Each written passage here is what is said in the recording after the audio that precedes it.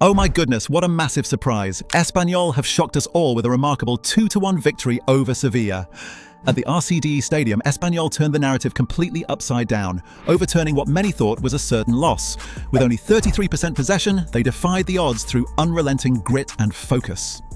Pere and Roberto Fernandez provided the knockout punches at just the right moments. Milla in the 48th, Fernandez in the 84th. Despite Sevilla's 67% possession, Espanyol's defensive resilience was unbelievable, holding their lines and frustrating Sevilla's attack at every turn. The emotional high for Espanyol fans is beyond words. Coach Jose Manuel González Alvarez's tactical masterclass was a game changer. If you love underdog stories and tactical brilliance, hit that subscribe button and stay tuned for more insights. Now let's dive into Pere Milla's impactful performance because, honestly, where do you even begin with this guy? Right from the off, he was a whirlwind of energy and tactical acumen. I mean, scoring that equalizing goal just 3 minutes into the second half. Unbelievable, right? It wasn't just a goal, it was the moment that shifted the entire momentum for Espanyol. It was like he lit a fuse under the team and, more importantly, under the fans at the RCDE Stadium. Milla's passion on the pitch was contagious. You could see him exploiting those tiny spaces, running the channels and constantly pressing Sevilla's backline into nervous adjustments. I mean, talk about positional intelligence. It's like he was playing chess out there while everyone else was just moving pieces. And I can't overstate how crucial his dribbling was in keeping Espanyol in advanced areas of the field. Even when outnumbered in possession, Milla's smart play ensured Espanyol stayed a threat. This guy doesn't just sit back. He's involved in everything from winning duels to tracking back and thwarting attacks. Despite only 4 duels, every one of them felt like a battle won. Talk about influencing a game. Now, shifting from individual brilliance to collective determination, Espanyol didn't just win the game. They shattered expectations with sheer mental resilience and tactical finesse. You see, when it comes to taking down a side like Sevilla, breaking the historical curse isn't just about skill, it's about mindset too.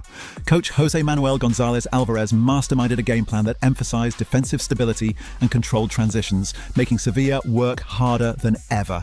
Espanyol's backline, with Omar El Hilali and Fernando Calero, was rock solid. They thwarted attack after attack in a way that must have frustrated Sevilla to no end. And talk about tactical adjustments, Dolan's role in launching counterattacks was simply spot on. The issue is, Sevilla left these glaring spaces behind their lines and Espanyol exploited them with clinical precision. Pere Milla?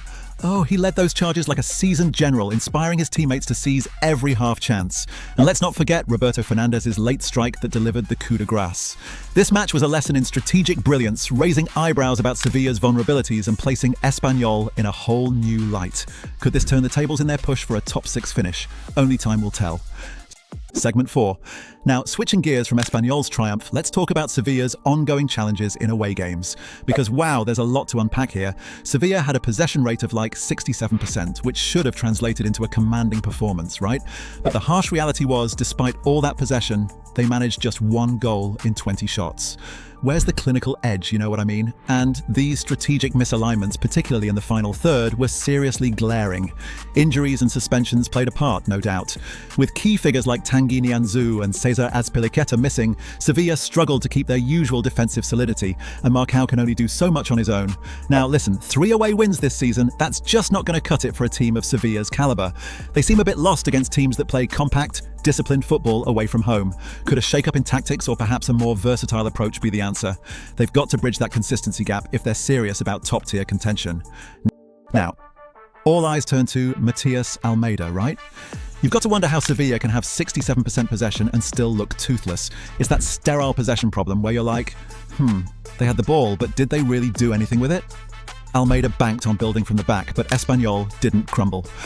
Let's be honest here, their famed passing game, it morphed into just a lot of sideways passes without bite. So here's the deal. Almeida's strategic focus on slow build-up was supposed to pierce through Espanyol's wall, but some dynamism, some directness might have done the trick. Injuries didn't help their cause either, right? Miss key anchors like Tanguy Nianzou and Cesar Azpilicueta, and the defensive cracks, they showed. Then when Almeida turned to Januzaj and Alexis Sanchez, well, did it spark any magic? Maybe not. If Sevilla wants to shake off this away game hex, Almeida's got to rethink the strategy, mix in some tactical flair and adaptability, or it's a long climb in the standings. So what do you guys think? How can they spruce up the tactics? Let me know your thoughts in the comments right below.